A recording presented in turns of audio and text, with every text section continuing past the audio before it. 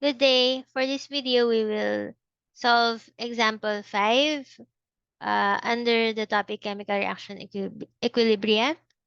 And it deals with a single phase reaction. First, let's read the problem. So we have a water gas shift reaction where carbon monoxide is combined with water in gaseous phase to produce carbon dioxide and hydrogen, also in gaseous phase. Everything is gaseous phase. We're dealing with first with single phase reaction for this problem. And it's carried out under several sets of conditions enumerated below.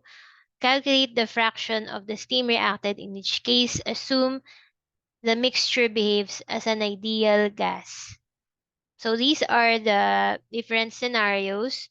Letter A, it consists of 1 mole of water and 1 mole of carbon monoxide in the reactants.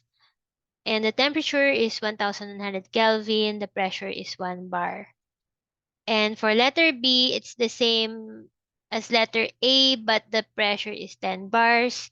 For letter C, it's the same as letter A, but there is an existence of nitrogen at 2 moles in the reactants.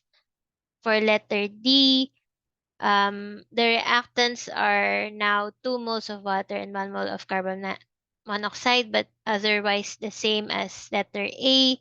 For letter E, here we have a change again for the number of moles in the reactants, but still other conditions are the same as A. Letter F, we have initial mixture now also contains part of the product, which is carbon dioxide, but the conditions other than that are same as A. And then lastly, for letter G, same as A, but the temperature is 1650 kelvins. Okay, I mean Kelvin. Okay, let's begin by writing the given. So we are given the reaction plus H2O gaseous phase would form carbon monoxide, okay, and hydrogen in gaseous phase. All right. Next is we have the assume ideal gas. So that's one of the assumptions. That's the assumption that we can make, right? So assume IG. And then the required is the fraction of steam reacted or the conversion. Yeah, we can write that as fraction of steam converted. So the steam refers to the water, H2O, right here for scenarios A to G. So I'll not write everything down, okay, to save time. For the solution, uh, so let's begin with letter A. Okay, letter A. What is our goal right here?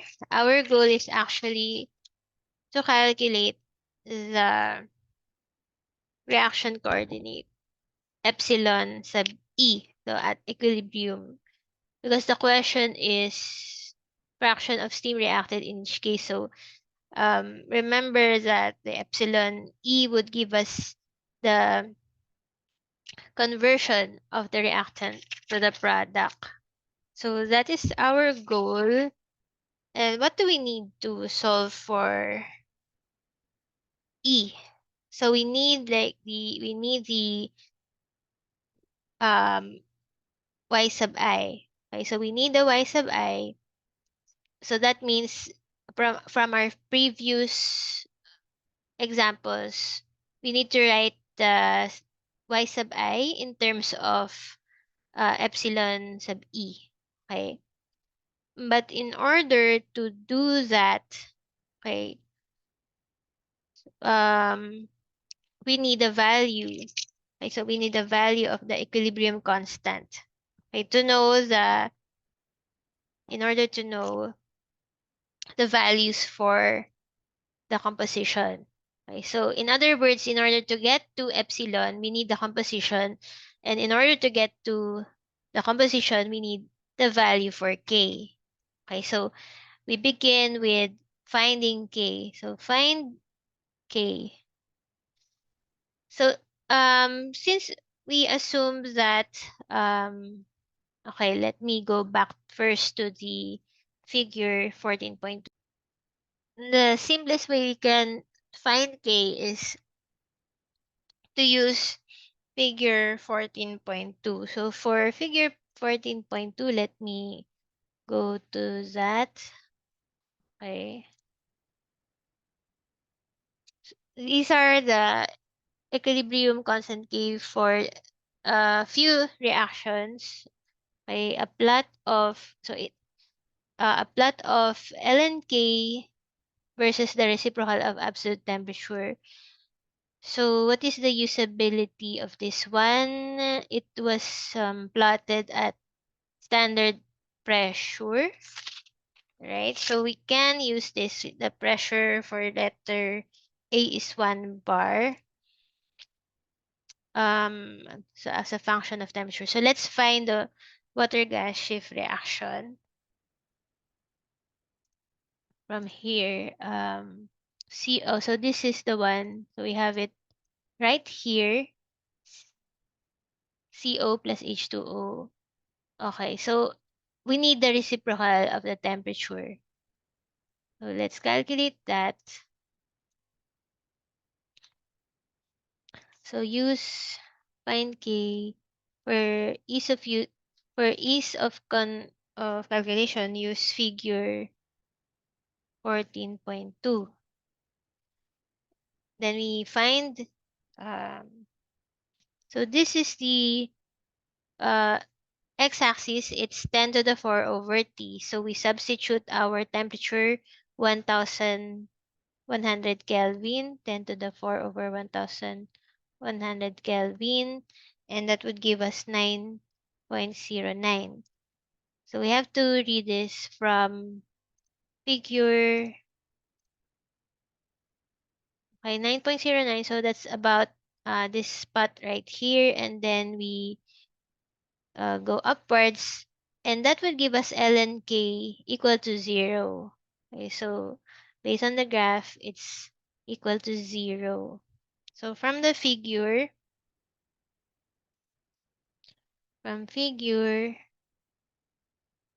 okay,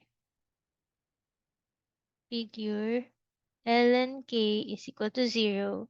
So that means K is equal to 1, right? The exponential of 0. So another assumption is that um, the gases here behave as an ideal gas.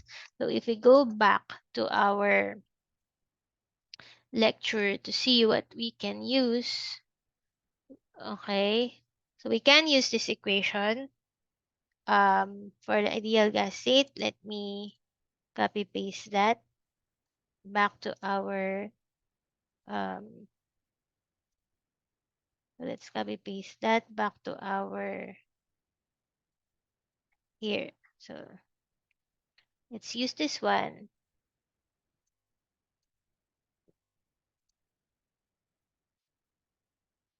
All right, we can use that. What do we need to do? So first we calculate for V. So we solve for V or nu. V is 1 plus 1 minus 1 minus 1. Okay, so based from the reaction, and that is 0. Okay, 1 plus 1 minus 1 minus 1, that is 0. And then, so that means this equation is y sub h2 to the 1 times y. So that's the product to the 1, y minus CO to the negative 1, y H2O to the negative 1 is equal to P over P naught, okay, raised to nu, okay, raised to nu, which is 0 times K, okay, where K is 1. Um, so, do you understand? Do you remember how to use this operator, P capital or capital pi? So, it means the product over all species I. So this is what I've been mentioning in the lecture, that if you're a reactant, then you will go to the denominator. But if you're a product, then you are at the numerator. So if we rewrite that, it's simply YH2 YCO2 over YCO Y H2O H2O. And since this is raised to 0, so this term is 1, and k is 1, so it's equal to 1. Okay? So what's the next thing to do? So we have an expression of our um, composition, a mass mole fractions. The thing to do next is to use this equation right here. Where's that? The first lecture. Yeah, this one. So we use this. Okay. So we use that. You still remember how to use this? Okay. So first we calculate for n naught. So n naught. So the beginning, uh, the moles at the beginning, n naught. And that is, we have one mole of each reactant. So 1 plus 1 equal 2. That's for letter A. We have 1 mole for each reactant. And then from the calculation from the coefficients, we know that V is 0. So now we can write Y sub I. For example, for YCO, so the initial number of moles is 1 minus V sub I, its coefficient is negative 1, that's why negative, and then times epsilon at equilibrium. And then over n naught, so that is 2, but V is 0, so it's only 2. So this term becomes 0. Okay, so we do that for everything else. For CO2, actually it's the same. Oops. 1 minus E over 2. Okay. And we also do that for H2. H2 is E over 2. So why E, there's no H2 at the beginning, and then its coefficient is 1, so it's just epsilon. So only epsilon. Vi is 1. And that's the same for CO2. CO. Uh, Here I meant H2O. Okay, so this is wrong. Let me correct it. I'll just delete that. Delete. So, oops, what's happening? Why H2O? Okay, so this one is CO2.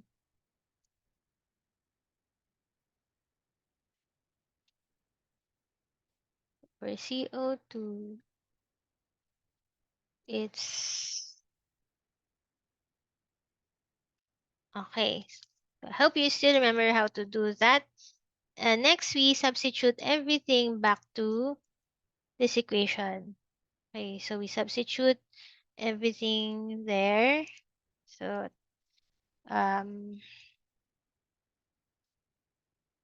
okay. So that's oops, E sub E over 2 times E sub E over 2 divided by, so 1 E, so I'll just square it, and then it's equal to 1, and that is so I'll just simplify first. So that's E squared. All the denominator will cancel. E squared minus E 1 squared equal to 1. And you can use solver, or if you want to solve it numerically, analytically, then you can, but you will get E equal to zero point 0.5. And that is our answer for letter A. So this is the conversion of what steam to the product. Okay? So letter B.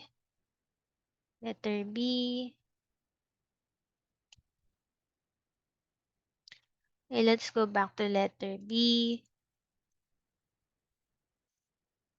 Um, so we same except that the pressure is 10 bars. Okay. So but because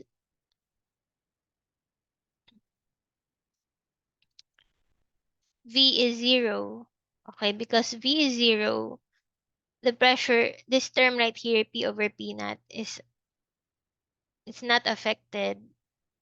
Okay. I mean, any change in P does not affect our equation because it's raised to 0. So this term is 1.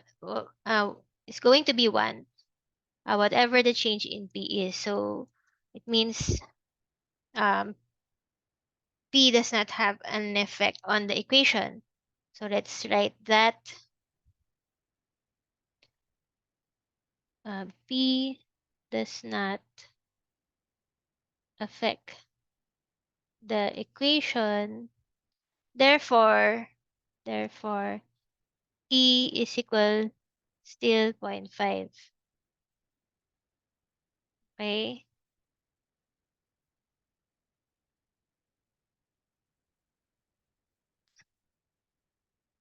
Letter C. Letter C.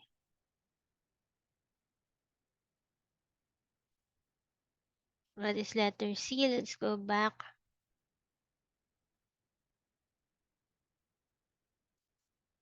Same as A, except that 2 moles of N2 is included in the reactants. Okay, so where do we consider that in this part? We have N naught plus 2. So we have N naught. But N2 does not react. Okay, N2 does not react. Does not react. Okay, so it's not included in the reaction. However, N naught becomes 4. N naught becomes 4. But still, if you will see here, even if we replace everything by 4, then in the denominator, it will just cancel out. It will just cancel out. Um, so it means denominator. So be careful because it's not true all the time.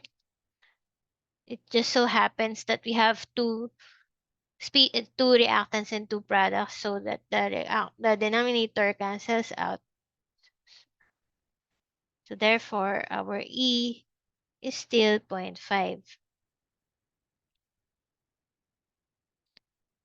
Okay. All right. So letter D. What is letter D? Reactants are 2 moles of H2O and 1 mole. So for letter D, the number of moles of initial H2O is increased to 2. Let's see what's the impact on our equation. So everything else up to this point is still true. Okay, so this equation still holds true, but um, we have to redo this. Okay, we have to redo this because we have this would change. This would become 2. So actually, let me just copy paste that. Okay, let me copy paste this one. Copy, and then I go paste, and then this one. Okay, the white bar is low, it's acting up again, so bear with me. This one becomes 2. So if that's the case, and then, okay, everything in the denominator is 3. So hope you got that, and that is 3. So I make this 3. All right, so what happens in our equation is becomes this one, E squared 1 minus E times 2 minus E, or epsilon, I meant epsilon, equal to 1. And then solving for E using your solver or whatever method you want to use, it's E 0.667. Okay, but we're talking about 2 moles of initial. This is the conversion for 2 moles of initial H2O. So the actual steam, if we want the basis of per mole H2O, okay, so that means we have to divide that. Right, so this is the conversion for 2 moles of H2O.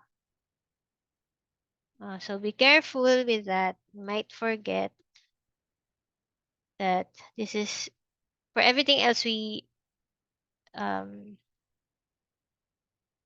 so for everything else the basis is per 1 mole of H2O, so let's make it consistent. So what's happening? Okay. This is the answer for letter D. Letter E, uh, letter E, reactants. Okay, now there's 1 mole H2O and 2 moles of CO. Okay, so there's 1 mole. It's the same, okay, but the 2 is transferred to this one. So everything is the same, and therefore, uh, I'll not show it anymore. Just interchange YCO and YH2O. So interchange. But this time the mole H2O is 1, so no need to divide by 2. Okay, so it's 0.667. Oops. And then letter F, what's the given? Letter F. Initial mixture consists of, yeah, 1 of everything plus 1 mole of CO2. So there's a mole from the product side initially. So, what do we need to do? Like, what do I want to copy? Let me copy this one.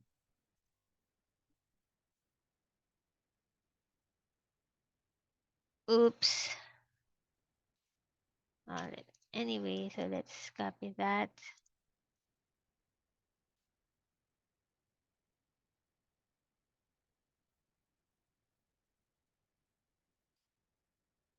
Okay, so, hmm.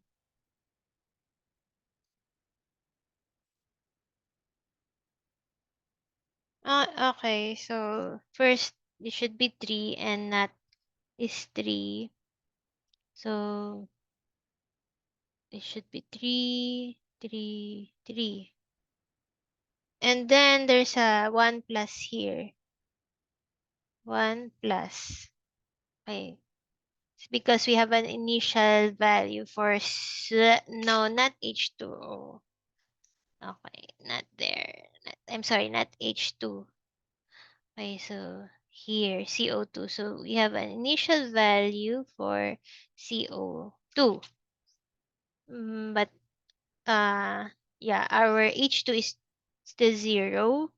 Then we have 1 mole each for CO and H2O. So with that, we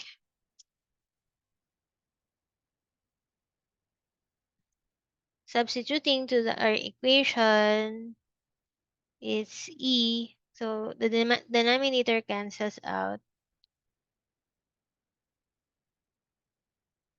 Okay, so that's for the products.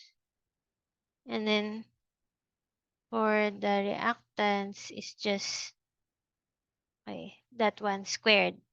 So this is squared. Is equal to 1. So solving using your solver, you will get 0.333. Okay, so that's for letter F. And lastly, for letter G,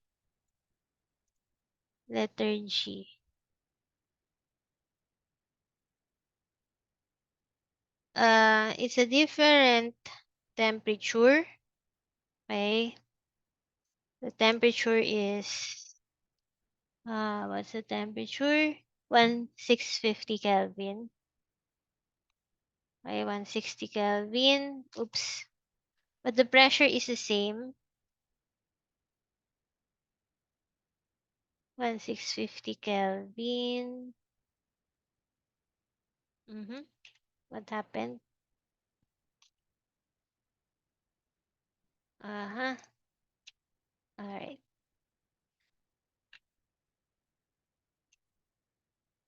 So that means we need to calculate K again. So we use the same figure. So 10 to the 4 over T. This is what we need to be able to read the denominator. So 10 over 1650, that would give us 6.06. Okay. And then from figure 14.2, okay, let me go to figure 14.2.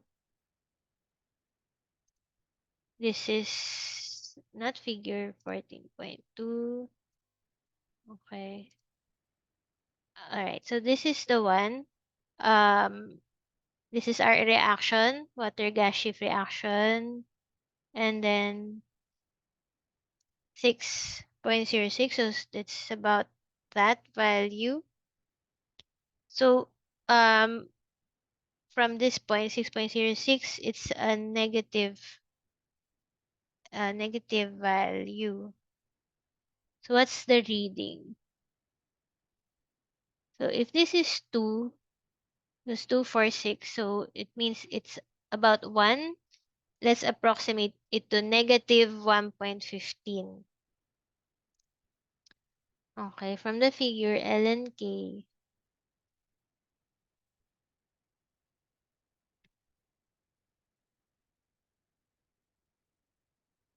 that means k is 0.316.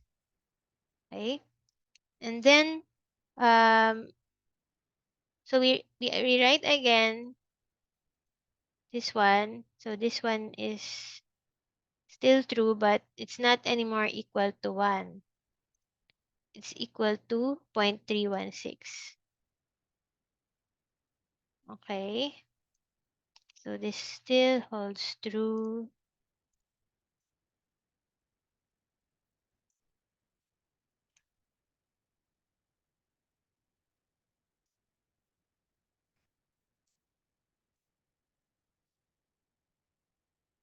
So this is equal to 0.316. Okay, 0.316. Then solving for E would give you 0.36. So this is the conversion for every mole of water or steam. Conversion of steam. Okay. So what do we observe from this last uh calculation? So initially in letter A we have like the temperature is 1100 Kelvin, but for letter G it's 1650 Kelvin.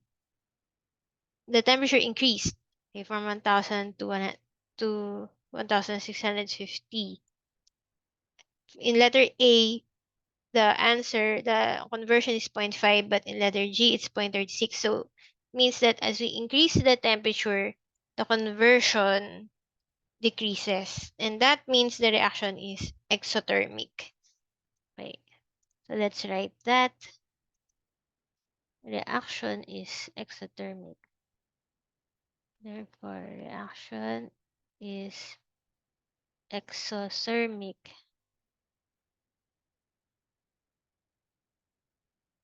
Okay. All right. Let's wait for the whiteboard to catch up. Reaction is exothermic because because the extent of the reaction decreases with increasing temperature. And that's it for example 5. Let me pause the video for a while so we can proceed with the next example. All right. This is the next example. Example 6, still dealing with single phase reaction. Let's read the problem. Estimate the maximum conversion of ethylene to ethanol by vapor phase hydration at 250 degrees Celsius and 35 bar for an initial steam to ethylene molar ratio of 5. Okay, let's write the given. So given ethylene to ethanol reaction, let's try to write the reaction. C2H4 is ethylene, so gaseous phase. Hydration, so that means water is added, and then it's converted to ethanol, C2H5OH, still in gaseous phase. Okay, and then the temperature is 250 degrees Celsius. The pressure is 35 bars. The ratio of steam to ethylene. Steam to ethylene ratio. So that's H2O. H2O to ethylene ratio is 5. Let's set this value equal to A, the ratio of ethylene to ethanol. Ethylene to, water to ethylene. And the required is max conversion of ethylene to ethanol.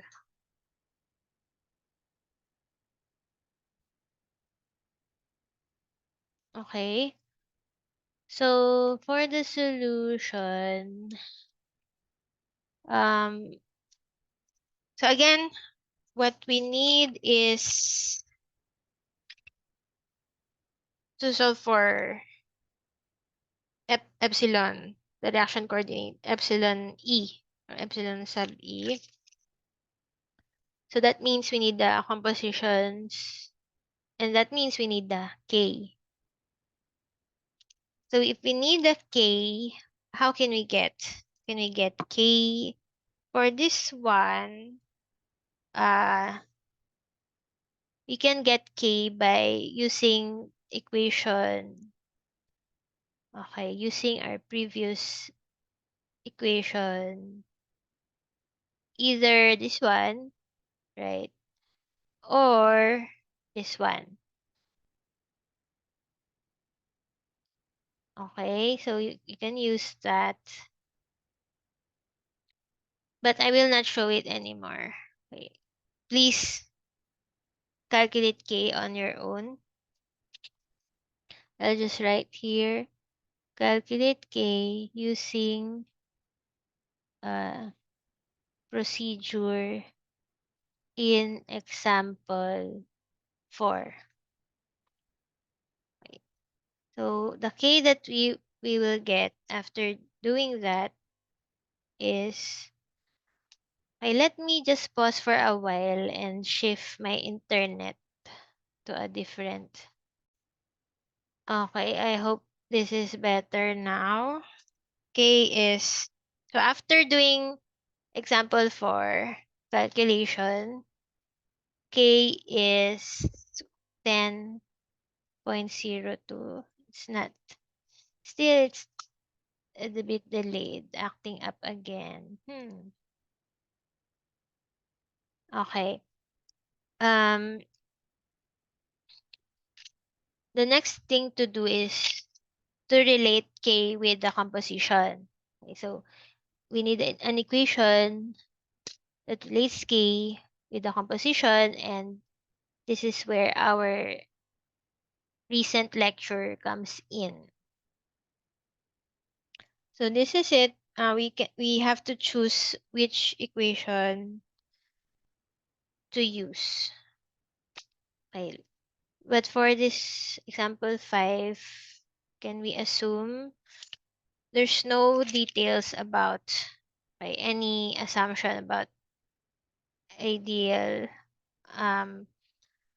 But for simplicity, let's demonstrate first what if we assume it's an ideal solution.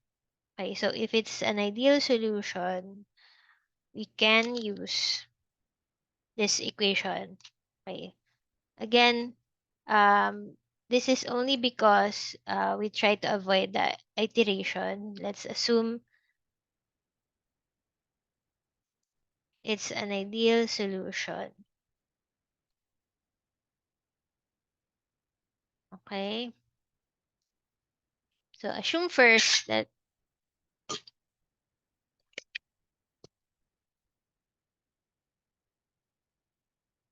assume first.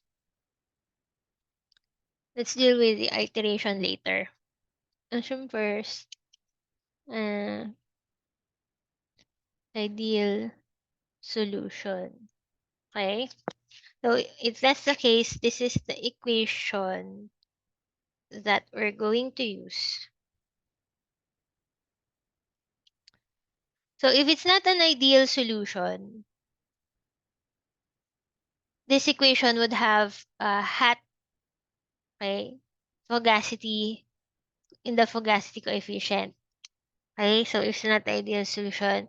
And that would be a problem because fugacity would be a function of the composition, and that means there's an iteration that needs to be done. But uh, again, let's try first an ideal assumption. And let's calculate for nu. So it's 1, the product is 1 minus 1 for each reactant. So that's -1. Okay. And therefore, we expand this equation. We already know K from our from the previous calculation. Just imagine that we did that calculation. So K is this value. So we expand this equation right here into its by taking the product of y sub I over all species I. At this point, I will refer to ethanol as ETOH. Okay, as a shortcut. So ETOH, the product, times its fugacity coefficient. Okay, so that's the product. And then for the reactants, times the fugacity coefficient. And we also have one for H2O. All right. And this is equal to P over P naught raised to nu, which is -1 times K, which is the value we already have. Okay. So how do we calculate for the fugacity coefficients? Okay, how do we do that? We can use a correlation. Let's try virial correlation. Okay, use virial correlation. Let me find that virial correlation for fugacity coefficient. Where is that? Ah, this one. Uh-huh. This one. Okay, let's use this virial correlation. I will copy paste that. Everything. I will copy paste everything.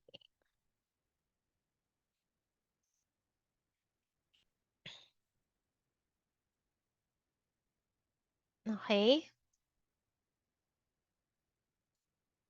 So what do we need in order to be able to solve this? We need the appendix data on the critical temperature, critical pressure, and eccentric factor.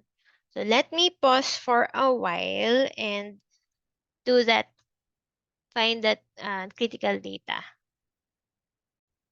Okay.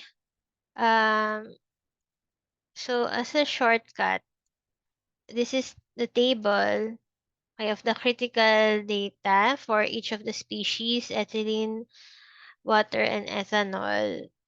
TC, PC, eccentric factor, and also the calculated reduced temperature and pressure. And after calculating the reduced temperature and pressure, we calculate B naught and B1.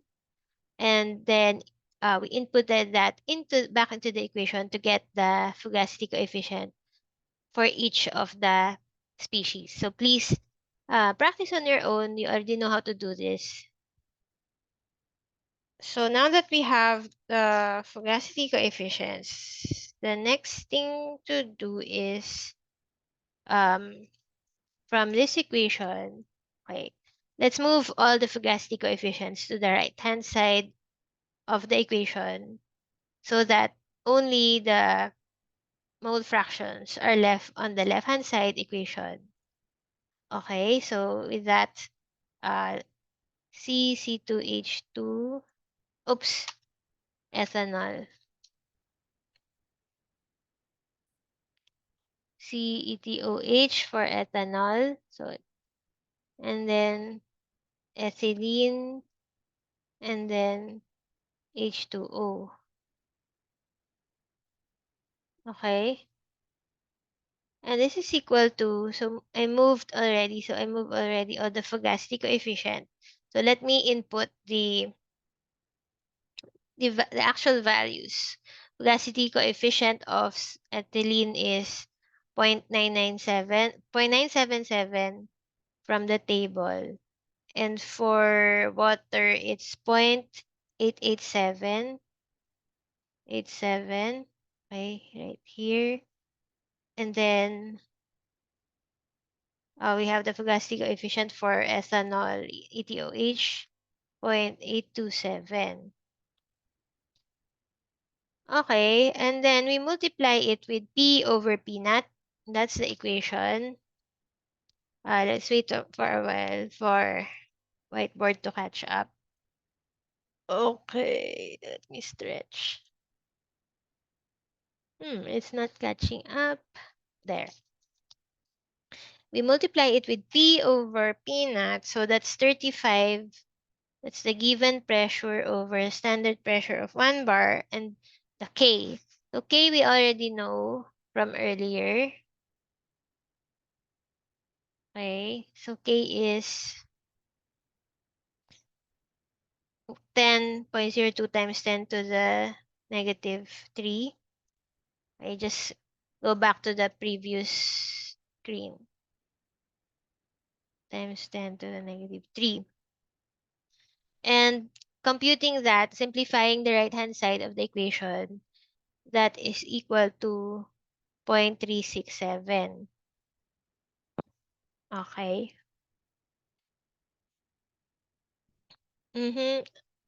So we now have an expression of the composition and nothing else. We have a constant on the right-hand side equation. Everything is known already on the right-hand side of the equation.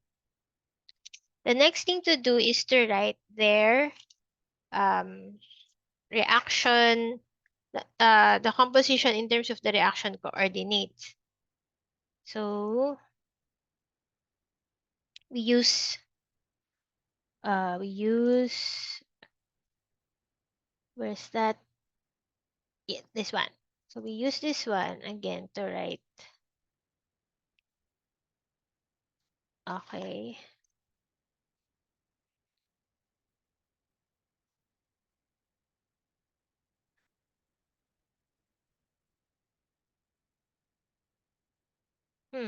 So where's the copy paste?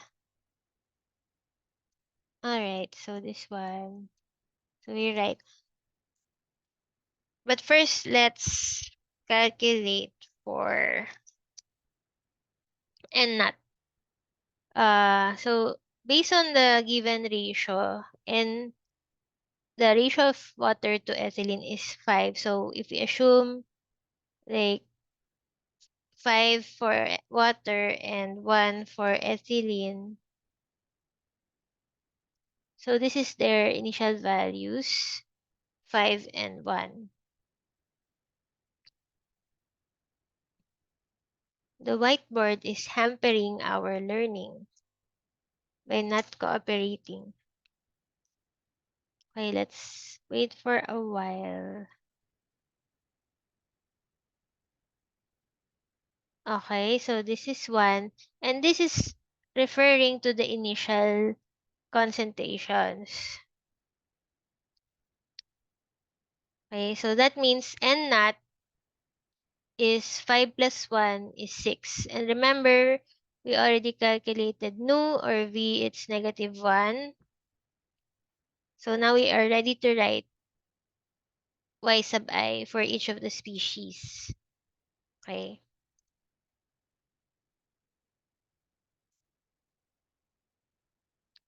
And let's do that for ethylene C2H4. So it's 1 minus because it's a reactant E epsilon over the initial total N naught Okay, minus. So because v is, or nu is -1, that's why it's a minus. Okay, let's wait for a while.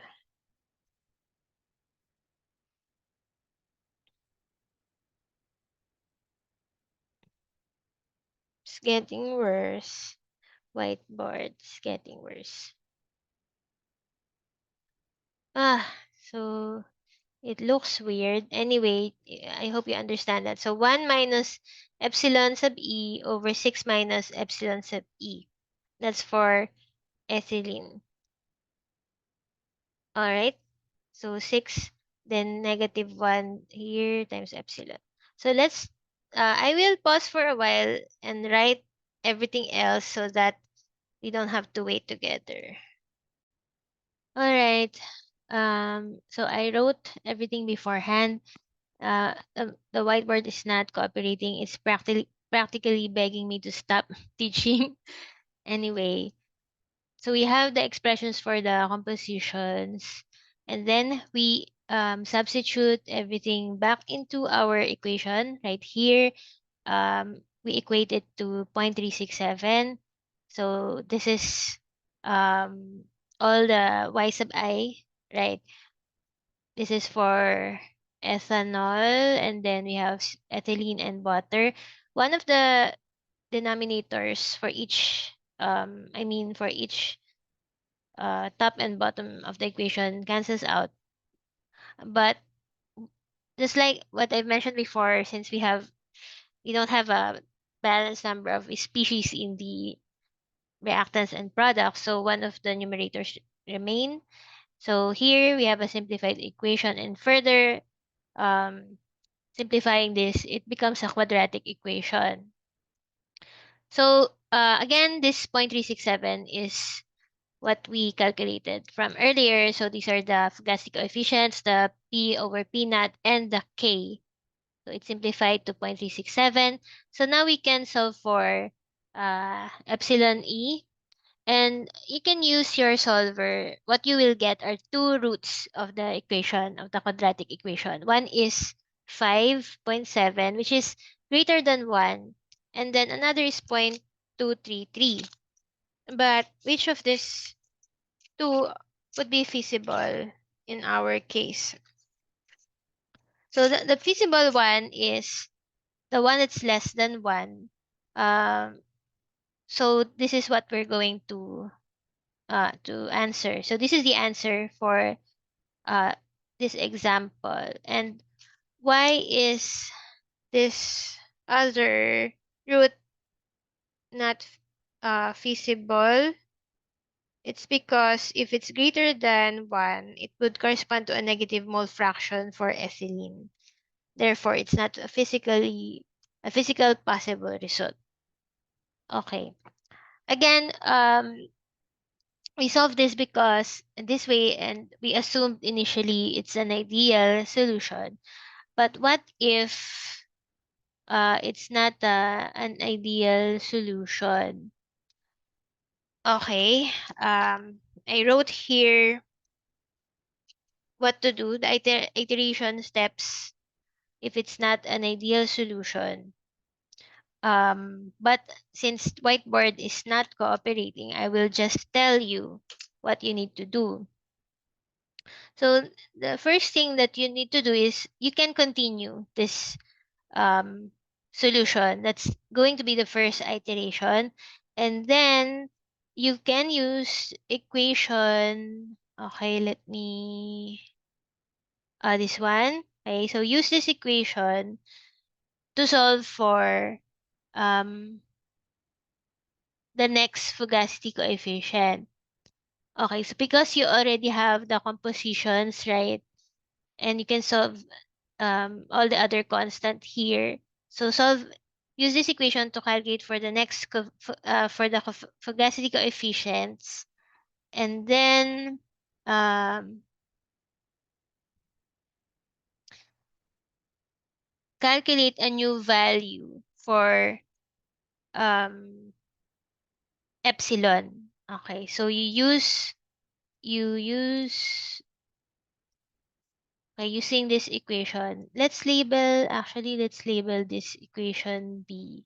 So previously we used the epsilon that we calculated using the virial correlation. So after using this equation to get the um, pugnacity coefficients, use input this again, okay, here and find a new epsilon.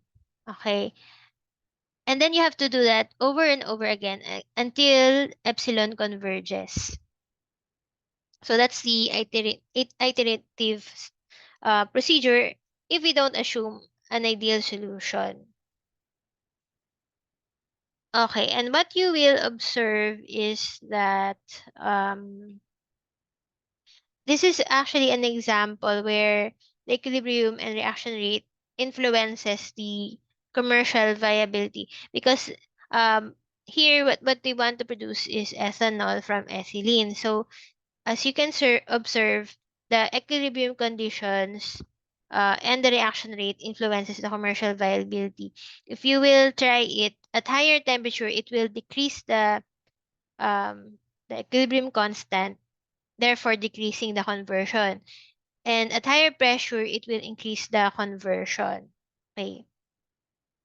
So therefore, the equilibrium conversion for this reaction is a function of temperature, pressure, and the initial um, number of moles of the reactants. Okay.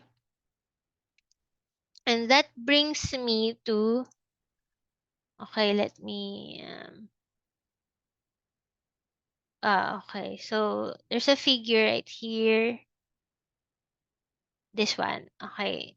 So this is from Smith and Van. It's figure 14.4, where the x-axis, I mean the y-axis is the percent conversion of ethylene to alcohol. So this is exactly the solution that we tried to solve. I mean the reaction, the example, and then on the x-axis is the temperature. So so the each of the line would represent the mole water to mole ethylene ratio, and um, the values right here would refer to the pressure. Okay, and at your x-axis is the temperature. So this figure shows that increasing P or the mole A, okay, so A refers to the ratio between water and ethylene. So increasing P or A, um, what would be the effect on the equilibrium temperature at a certain temperature? So this is the figure for that.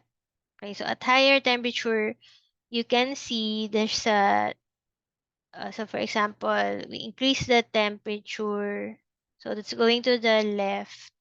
Um, there's a decrease in the percent conversion because our um the curves are leaning towards to the right. All right. So there, this ends the example. Example, what's the number of this example? Example 6, right? Yep. I will stop the video for now and then we'll just continue the next example in the next videos.